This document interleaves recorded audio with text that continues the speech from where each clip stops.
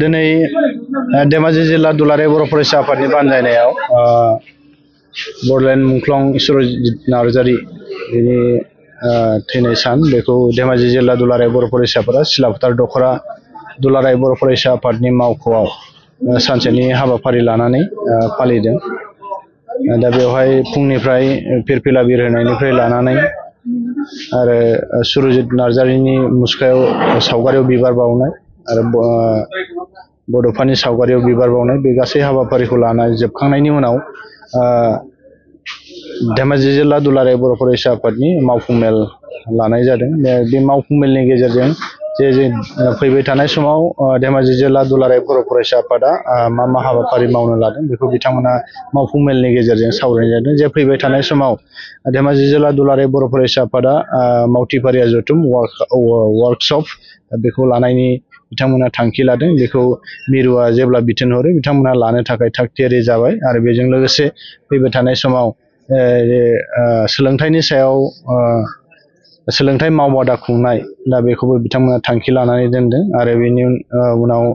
अंडर-13 फुटबलनि जि कचिं आरो जिल्ला लेभेलाव अंडर-13 कम्पिटिशन होनाय दा बिथांमोना बेखौबो थाबैनो मावफुंगोन। दिनै मेलनि गेजेरजों बिथांमोना थांखि लादों आरो गुबुन मोनसेया जाहैबाय फैबाय थानाय समाव जे जोंनि कलेजाव फरायबाय थानाय लाइमोनफोरखौ लानानै केरियार काउन्सेलिं आरो बड' नेसनेलिज्मनि सायाव सावरायनाय बे हाबाफारि दा बे हाबाफारिखौबो लादों। जे फैबाय थानाय जोंनि लाइमोन बिथांमोनखौ जोंनि बड' नेसनेलिज्म एबा माहारियारि बिबादनि सायाव एसे मिथिहोनाय आरो बर' जाथिखौ अननाय आरो बर' जातिखौ सिबिनायनि थाखाय एसे थुलुंगा होनाय सावरायनाय बे हाबाफारिखौ जे नैबे आगस्ट दाननि गेजेराव बिथांमोना लागोन होननानै माखासे थांखि लानाय जादों। गिबियावनो बयनिसिमबो धेमाजि जिल्ला दुलाराय बर' फरायसा आफादनि जानानै बर' माहारि बयनिसिमबो गाहाम हामलायनायखौ जासिहरबाय। लोगोसे दिनै 38थि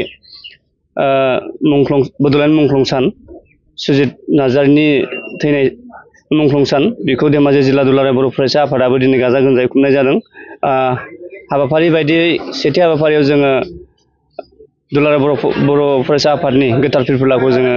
बिरहोनाय जादों। बिनि उनाव जोङो बड'फा उपेन्द्रनाथ ब्रह्मनिसिम बिबार बावनाय आरो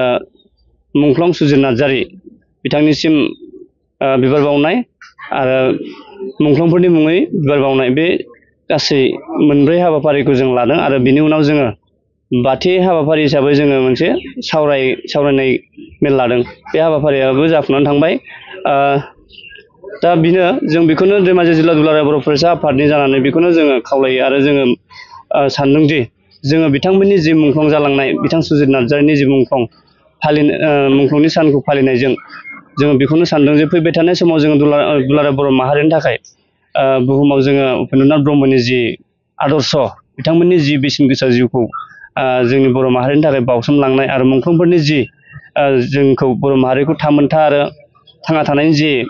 फोरोंलांबाय आरो जों बिथांमोननि जि आदर्श बे आदर्शखौ लानानैनो जोङो फैबाय थानाय समाव धेमाजि जिल्ला दुलाराय बर' फरायसा हिसाबै खामानि मावगोन आरो जोङो सोलोंथाइ आरो गुबुन गुबुन बिथिङाव जोङो सोरगिदिं बिथिङाव जोङो बड'फा उपेन्द्रनाथ ब्रह्मनि जि आदर्श आरो जोंनि मुंख्लंफोरनि जि बेसेन गोसा जिउ बावलांनाय बिथांमोननि जि आदर्श बेखौ लानानै जोङो हाबा मावलांगोनखौ आं दिनै नोंथांमोननि सिगाङाव निउस पर्टेलनि सिगाङाव आं फोसावदों आरो फैबाय थानाय समाव जोङो बिदिनो जोंनि बर' माहारिनि जि खौसेथि आरो थामोनथा बेखौ लानानै जोङो हाबा मावलांबाय थागोन। बेखौ आङो दिनै